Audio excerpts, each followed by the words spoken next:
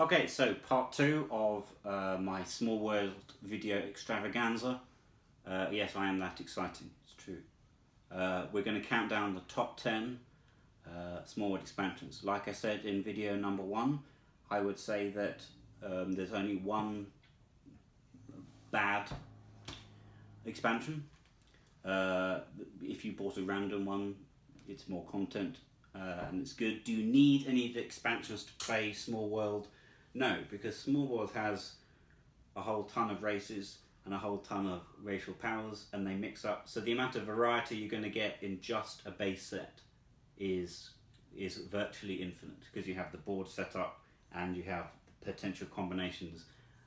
And actually, if you played the same combinations over and over again, you're still going to have an interesting game. And the fact that you don't means so you don't really need any expansions, because there is enough in either one of those boxes. However, I'm still going to rank them. So we'll start with number 10. Number 10, like I said, one bad Small World expansion, and this is it. Small World Riverworld. Reason number 1, Small World Riverworld isn't very good. This is it. All the small expansions in Small World, they're a little bit cheaper. Small World Riverworld is a larger box just with this in, so it comes at a higher price point than the others. So that is a very easy way to say not very good. The other thing I really dislike about Riverworld are the pirates. So in a game of Small World, you're scoring for each region that you're in. In this game, you're going to be attacked, which means all the effort you go into of taking a region or taking somebody else's pieces off the board, you're going to be attacked. You think, well, what's the problem with that? That's fine. Lots of games come and get you. But in this game, like I said, it's quite a mathsy game. You go to quite a lot of effort, and one of the key strategies in Small World is to attack. You have to go on the offensive. You have to attack the other player, because that is the way to shift the points. So that's how you play the game. So if I spent half the game trying to get my pieces on the board, and I'm trying to math out him and trying to take off, or them, and try to take off their pieces, and then the game comes and punches me in the face, not fun. Hate it. Really, really dislike this game. There's also a janky thing about harbours, which is a weird rule. The most interesting thing in Riverworld is this, which are the events. But there is actually a different expansion, which is somewhat cheaper, that does this better. So when I played Riverworld, I played it with the other expansion, and I could ignore these, because most of these events are nothing happens. So that's what was the point in that. So, objectively bad. Well, I think it's objectively bad, which is a nonsensical statement, but don't question me. That was my number 10, Riverworld. Okay, number 9 are Small World expansions. Small World Cursed. Actually, all of the powers you get, I won't go through all of them, because you can judge them by yourself and you can find the rules for them later. Most of them are fine, but the one that is terrible is the actual cursed, the one that is named after, because in order to, this is 0 dudes, and anyone who tries to take it gets -3 dudes themselves. So basically it just means nobody gets any dudes, and it's just terrible. So both players, the idea is that you balance harming your opponent as to harming yourself, but with this, both players are harmed, and it's just lame. So, but, you know, I can take this out and all the others are quite good. So, apart from that one. So, the reason why this is number 9 is purely because of that. The rest of them are fine. That is my number 9. Number 8, Necromancer Island. Necromancer Island is fine. It is just this. But it was much cheaper than the others. It wasn't that cheap, but it was somewhat cheaper than the others. It's a perfectly reasonable scenario. There is a version of Small World coming up, if you know Small World, that is full of scenarios. So the fact that this is one of them, probably you don't need this, because this is You have to pay some money for it, and you can get a different one with more scenarios. But the scenario itself is perfectly reasonable, but the fact is it's one scenario and it's on its own. Number 7, Grand Dames. Again, the problem is specifically with the races. The priestesses is fine, but it's not very good. So most of the time you're going to be picking a different race. Alright, I can live with that. White ladies is objectively bad thing to pick, so you won't pick it. I could go into details of why, but I've played it where the AI picks this and they always lose. Whenever the AI picks this, they lose. So this race is bad in game mechanic wise. But it's not like, anyway. So there we are. Just simply because the white ladies aren't very good and because you only get 5, that is my number 7, Grand Dames. Okay, number 6 of my Small World expansions, A Spider's Web. And actually, this is the point where the expansions are going to merge in together. They're all good, all the races are interesting, all the combinations are interesting, and all the combinations will now enhance the gameplay. This is purely an objective fact. You have 3 races on this, and you have 3 special powers. So the only reason I picked A Spider's Web at number 6 is because there's only 3 extra tokens. So, but it's all good. That is, and you can check these. You can find exactly what they are online. My number 6, Spider's Web. Number 5 of my Small World expansions is the brand new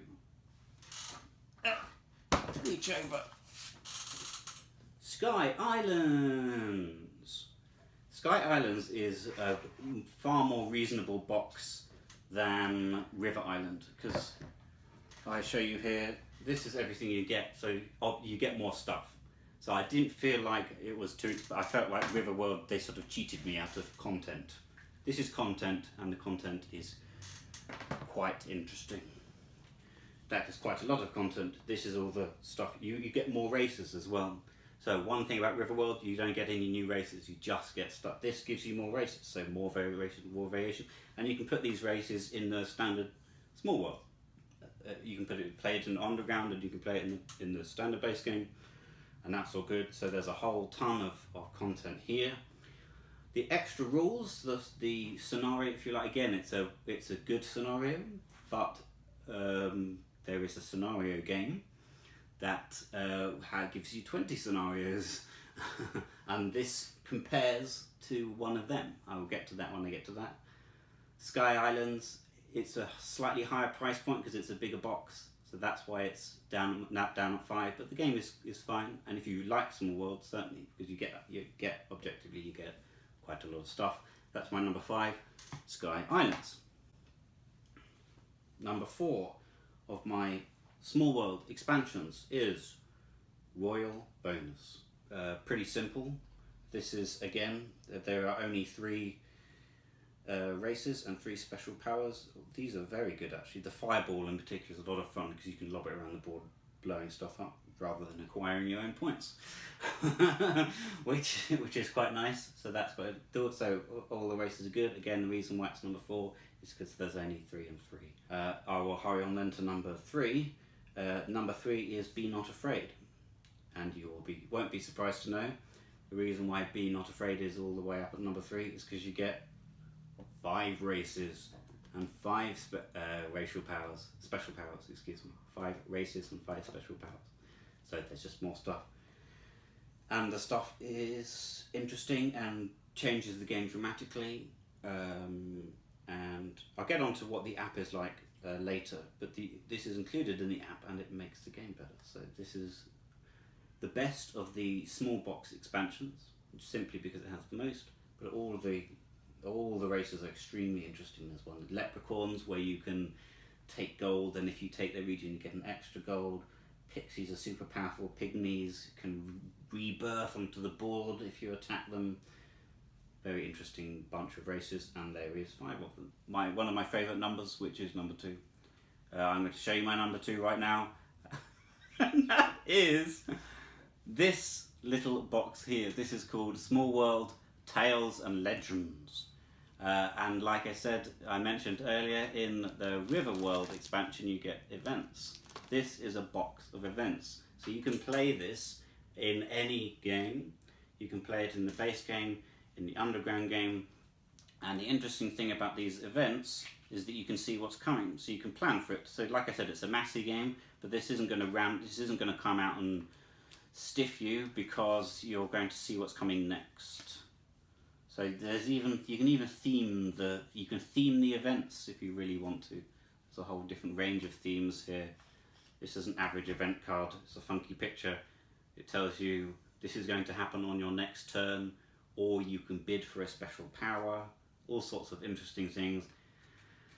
Like, this is what this was trying to do in River Island, and this is just infinitely better. So this is why the most interesting thing about River Island already exists in Tales and Legends.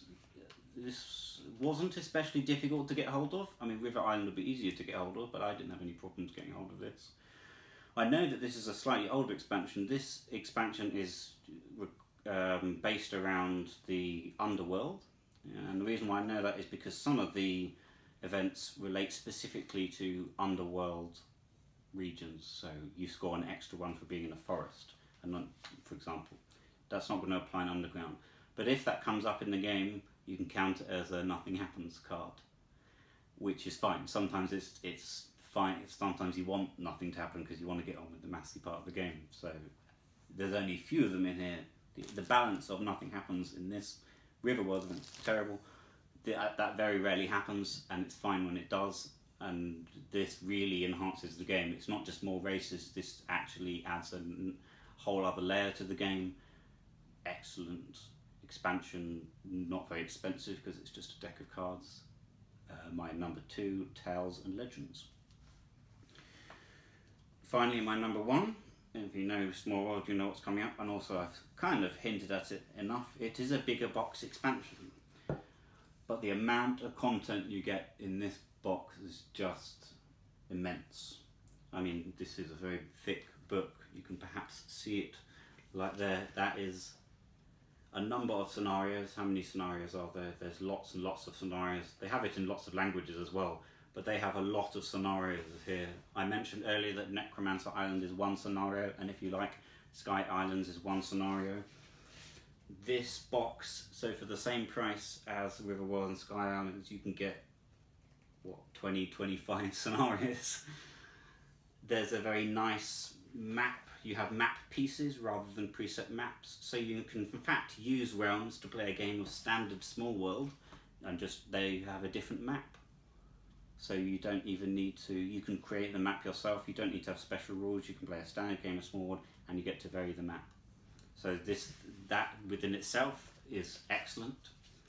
The setup is quite straightforward. If you have a scenario, there's letters that tells you where to put it. So some people think that this expansion has a lot of setup. Once you get used to the alphabet, then you can, I'm being mean. Once you get used to the concept of putting letters in places, it's not too difficult to set up. I said that Sky Islands is interesting because you have one map and you have another map. Sky Islands, you go onto the base map and then you go up into the sky. In Small World Realms, and this is really good, this is something I really like doing, and you can't do this without realms, is these scenarios where you mix overworld and underworld. And if you put an overworld dude in an underworld and vice versa, you get an extra point. These require slightly more players because if you only play it with 2, you won't quite have enough regions.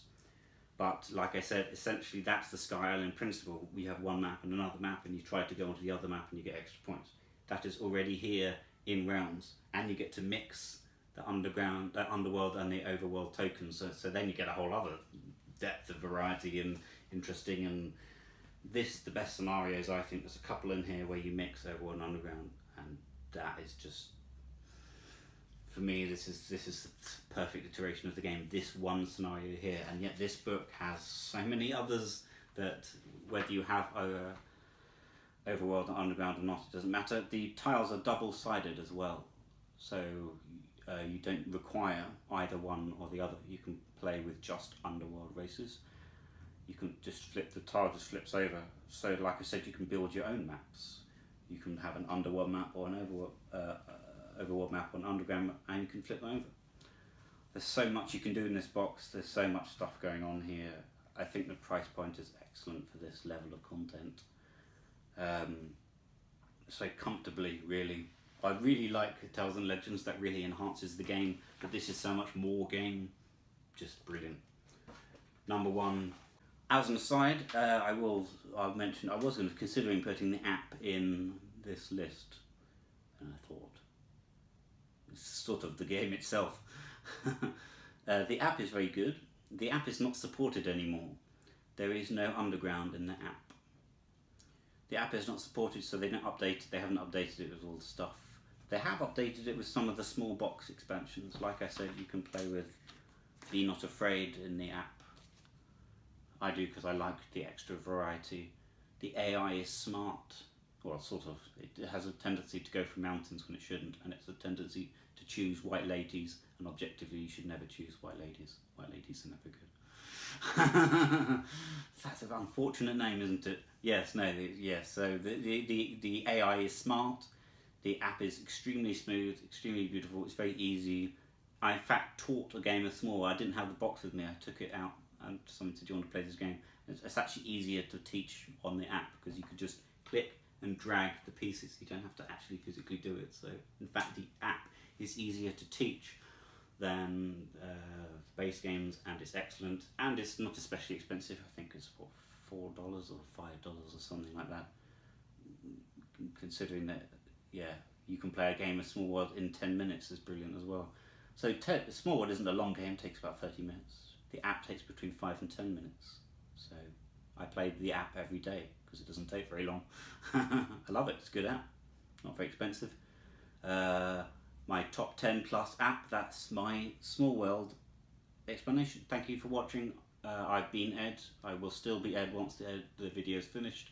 This is Double Down Dice.